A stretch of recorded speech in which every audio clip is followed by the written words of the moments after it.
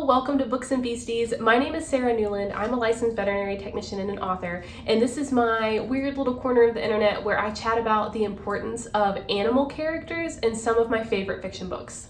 Today I'm going to be talking about the Golden Retriever Barney in Holly Jackson's A Good Girl's Guide to Murder. I always like to start out by introducing you a little bit to the background of the author. So this is actually Holly Jackson's debut book, which is crazy. A Good Girl's Guide to Murder has become a worldwide phenomenon. It's an incredible trilogy, and she does say that she wrote 2 books before this was published, but those works were not released. One of them, she says, will never see the light of day.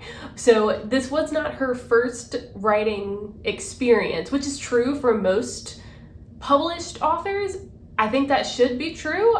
I don't think anyone should really publish the first thing they write, myself included. I never want you to read my first book. Since then, so she has the Good Girl's Guide to Murder trilogy, and then she's gone on to pen a few other standalone novels and a novella that fits in with the Good Girl's Guide to Murder series. I like to tell you a little bit about the book before we jump into how our animal character plays a role. Book 1 starts off, we are following Pip. She's a high school senior and she's working on her senior capstone project. She comes from a teeny tiny town where everyone knows everyone, and she has decided for her senior project, she's gonna solve a murder. And not just any murder. A murder that took place in her hometown 5 years before, involving 2 students that go to her school, or went to her school. They're dead now. It was Andy Bell, the it girl, who was killed by her boyfriend, Sal Singh. He was murder-suicide. He confessed via text, and then he was found dead in the woods. Pip, who is kind of a self-proclaimed crime expert, she loves true crime podcasts, sees a few weird things about this case. The first one being that Andy's body was never found, which statistically is unlikely. The second thing being, she personally knew Sal Singh, the supposed murderer who then killed himself, and while they weren't best friends by any means, she knew enough of him for this to not sit right in her gut. She has just this gut feeling that he didn't do it, and she's gonna prove it. That's her mission for her senior capstone project. So that is where the story opens up. That's the whole premise here. Now we can jump into our beastie. So Barney the Golden Retriever is actually important for all 3 books. I'm not going to cover books 2 and 3 individually. I'm gonna just touch on how he is relevant and significant towards the end of this video, rather than going into specifics of each one in their own video. I think this is plenty space to cover him here. But we first meet Barney. He is Pip's family dog, especially him being a golden retriever. That is kind of the poster child of the American family dog. And Barney is your, if you looked up golden retriever in the dictionary, you would find Barney. He is goofy, not all of his brain cells are there, he's always happy to see you, and he's just a big goofball, lovable, snuggable, and having worked with tons of Goldens and vet med, I could tell in the early chapters, Holly Jackson has either personally had a Golden or she was very close with someone who has had a Golden, because she knows very well some unique idiosyncrasies that Goldens have. The main one being when the to-be love interest, which is actually Sal Singh's brother. So Pip approaches the younger brother of our supposed murderer and tells him, I want to prove that your brother's innocent. And Ravi is a little bit skeptical because he's been living for the past 5 years under the scorn of this town. Even though he and his family did not personally murder Andy, they are carrying the weight of Ravi's brother's supposed mistakes, right? They are blamed for Sal doing what he did. But he agrees to help Pip because he also feels that his brother is innocent. And when Ravi first comes over to Pip's house, the first thing Barney does is shove his face right into Ravi's crotch and is just like, love me, love me, love me. That is how every single golden greets you. If you have ever met a golden, they are either shoving their face in your crotch or they are jumping up on you and putting their paws on your shoulders, or just like bouncy, they have springs in their feet. That's the first big moment that Barney plays, is telling us as readers, that tells us Ravi is innocent. Barney loves Ravi. Okay, Ravi is not a bad guy. And this is one of the most common things you'll see me repeat here on the channel, is that use of an animal character is either green lighting or red lighting another character. Now, Barney does a lot of things throughout this story to kind of normalize our experience, right? It is very outlandish for a high school senior to go out and be besting the police department on an investigation. Now, she's very clever, but you know, this is fiction. And I'm not saying that that's impossible. I'm just saying it's a stretch. And that is one of the ways Barney helps us in this story, is by actually providing a lot of moments of grounding and touchstone. They take him for walks frequently. He runs through the woods. He does dog things. That helps provide us a little bit of clarity and familiarity and kind of bring that story back right down to our level. Like, okay, this is normal, even if Pip solving a murder isn't.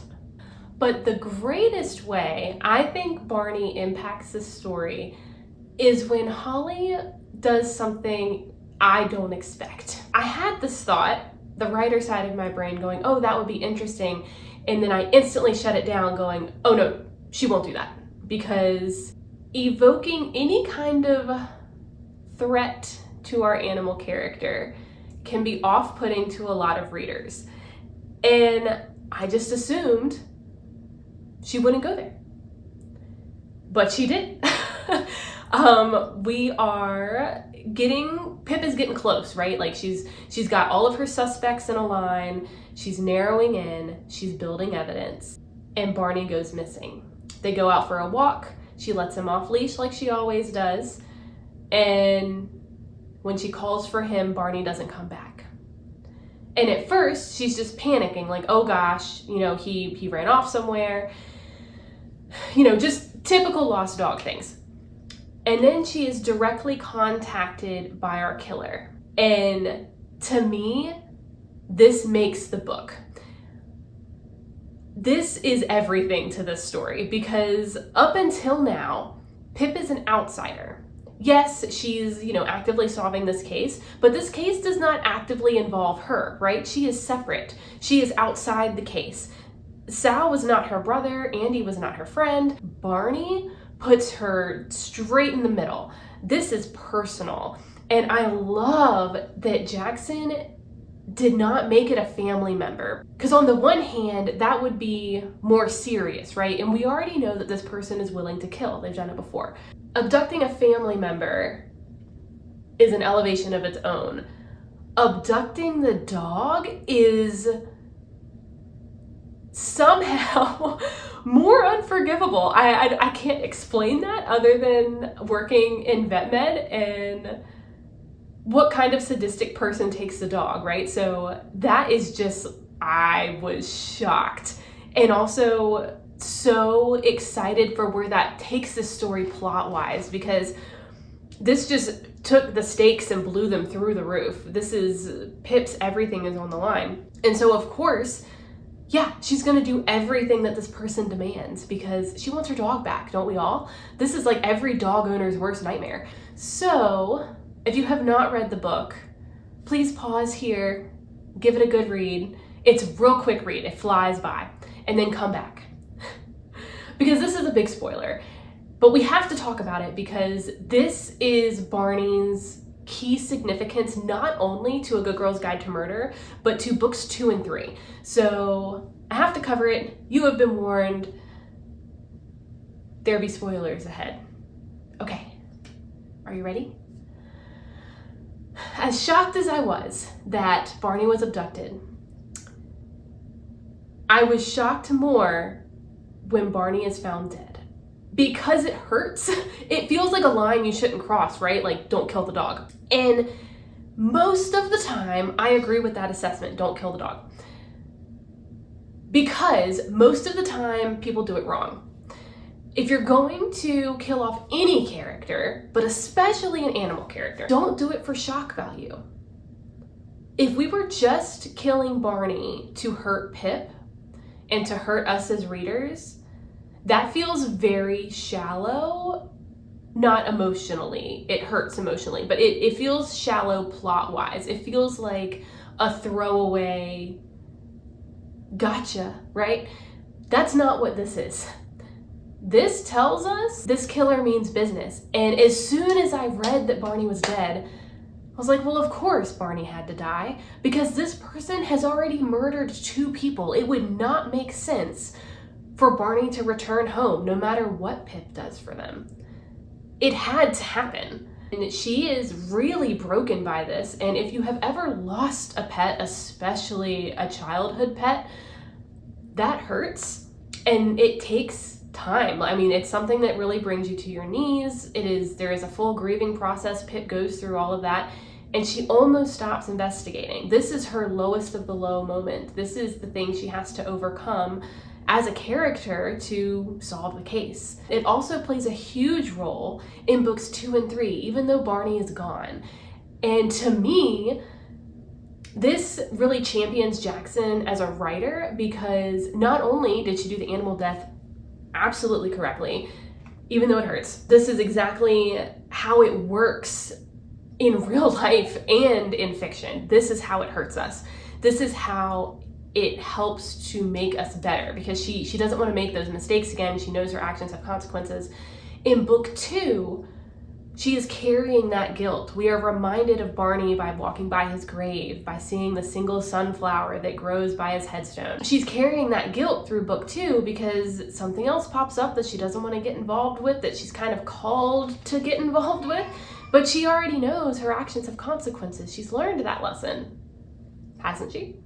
In book 3, we're brought back to the subject of Barney's death, not just the consequences, but the actual act, the murder of Barney, when Pip comes face to face with the true criminal, the true mastermind behind her entire journey of all 3 books. This learning who truly killed Barney sets off a change in Pip that really is the catalyst for the meat of book 3. So I don't want to spoil all the things. I think I already did a huge spoiler for book 1. I'm not going to do that for books 2 and 3. That is your adventure to enjoy. But it is huge. It is so well incorporated, and it makes me really, really, really want to ask Jackson, did you plan this? Like, especially the ultimate evil from before book 1. I would love to know, was that intentional? So that is how Barney plays a huge, huge role in these books. And he was a delight. I feel honored as a reader to have met him. And I really hope, if you have not read A Good Girl's Guide to Murder, that you pick it up and meet him yourself, because he is a gem. He's worth meeting. He's worth the heartache, just like all of the pets that we ever have. And that brings me to our vet tech tip. I like to leave you with a vet tech tidbit every time. And today's vet tech tidbit is going to be it's going to feel a little bit obvious, but the reason Pip loses Barney is because she lets him off leash. And yes, she's done it 100 times. And yes, Barney always comes back. But we talk about this so much in vet med. They should be on a leash. It doesn't matter how good their recall is. It doesn't matter how many times you've walked this path before. It doesn't matter if you think you're faster than them and can catch them. There are elements in the world outside of your control. I'm not saying your dog should be on a leash because they're a quote-unquote bad dog. I'm not saying anything. They could have excellent recall. They could never leave your side. You cannot predict other people. It's like wearing a seatbelt in the car, right? You could be the best driver on the planet. You cannot predict the idiot that runs a stop sign and hits you. It's better to have that seatbelt on. It is better to have a leash on your dog, because you don't know if another dog is going to run up, and your dog might be friendly, but maybe theirs isn't.